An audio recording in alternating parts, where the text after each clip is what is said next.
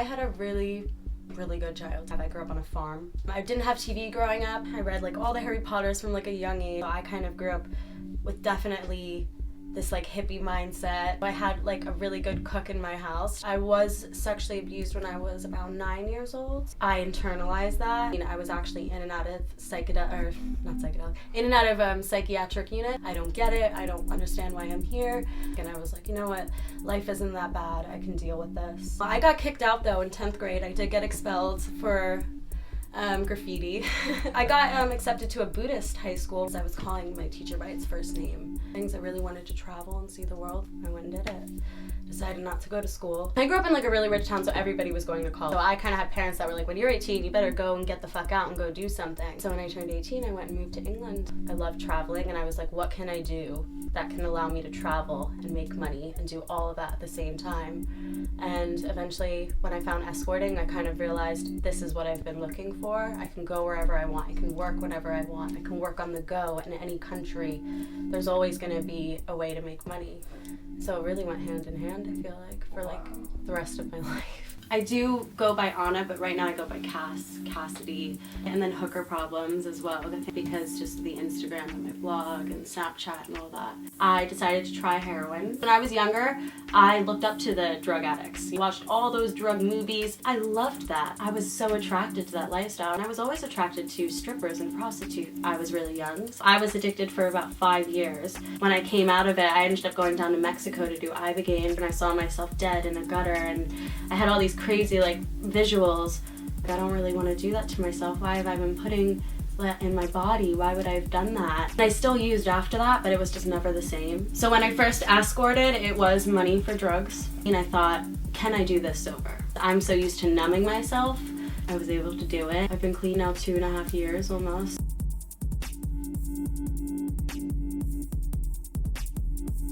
When I signed up for Instagram with my Hooker Problems account, it was mainly to get more money, to get more bookings, to get more guys to come and see me.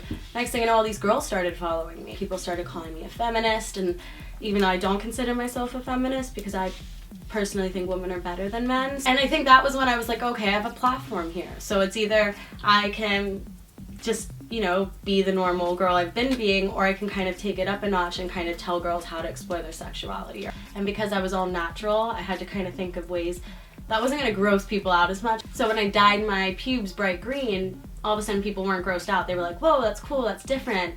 And it ended up breaking down a barrier, and I think helping people see the hair and not be so about it, and then maybe think, oh, okay, maybe I would try that. Hooker Problems kind of like involved into this whole character, and then I just really wanted to, I don't know, like for me it was really important with all the girls following me to kind of like give back. And then that was when I started taking every client and saying, okay, I'm not going to do this just about what gets you off. It's just as much about the girl here.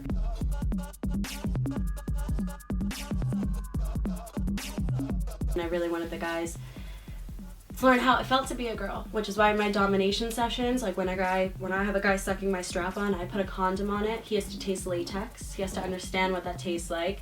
I deep throat him. I put my hand on the back of his head and I push it down. And then he starts to gag. And then I look him in his eyes and I say, will you ever do that to a girl again? He says no. So I feel like from when I first had sex to now, I'm like a completely different person. Like even when the first time I peed on somebody, I didn't think, I was like, this is so weird. And then I got wet and I enjoyed it and I was turned on, and now one of my favorite things is peeing on people.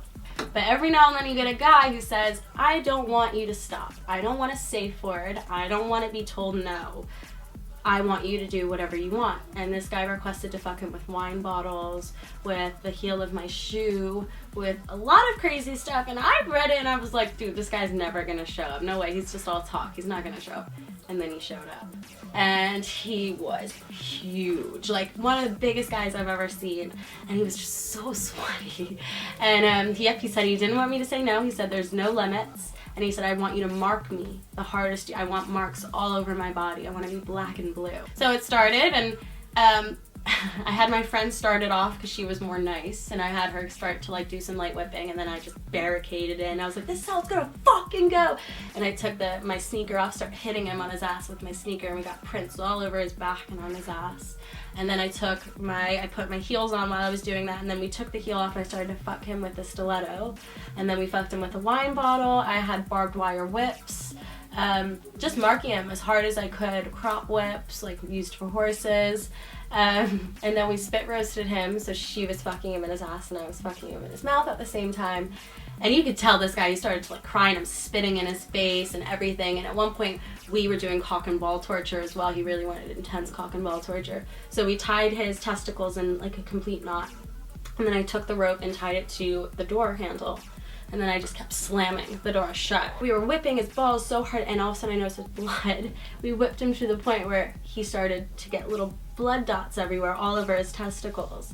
So I got a glove on, I took the blood, I'm wiping it all over him. And then how we ended it was I made him get into the tub, and then we both peed all over him. And then I made him come into his own mouth, and I made him swallow his entire load as he gagged and like was trying to throw up about it.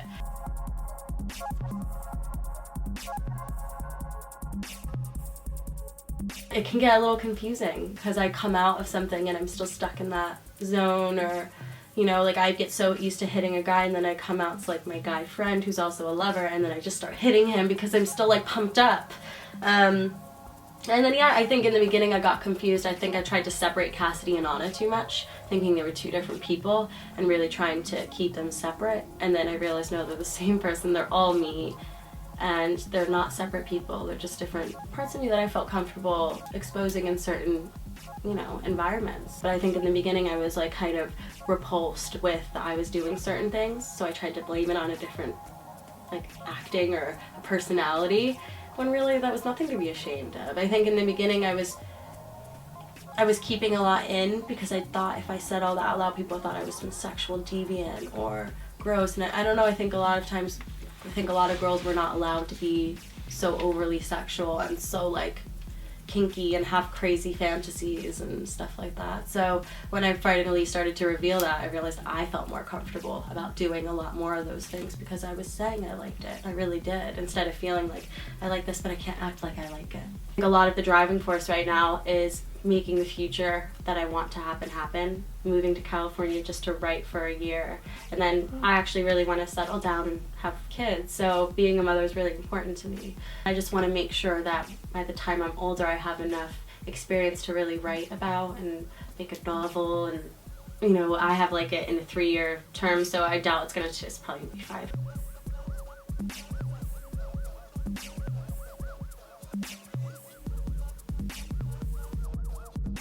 I don't know, I just really want to write.